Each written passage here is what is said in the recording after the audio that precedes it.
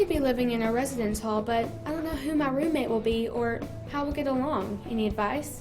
I'm always ready to give advice. Some of the best friendships grow out of sharing a dorm room, but some people don't get that lucky.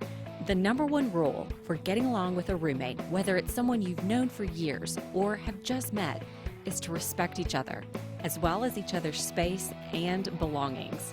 I can do that. If you can, find out who your roommate will be. Then you can get to know each other over the summer. You can talk on the phone, text, check out each other's social media site. If you live close enough, you might even want to get together for an afternoon or an evening. You'll want to talk about certain ground rules for living together. What kind of ground rules? Things like overnight guests, especially if the guest is a boyfriend or girlfriend. Different schools have different visitation policies, especially when it comes to visits by the opposite sex. Sometimes there are different policies for different dorms on the same campus.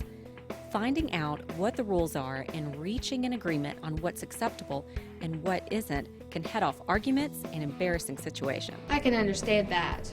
You need to talk about when and where to use the phone, what kind of music and how loud to play it, television and study time.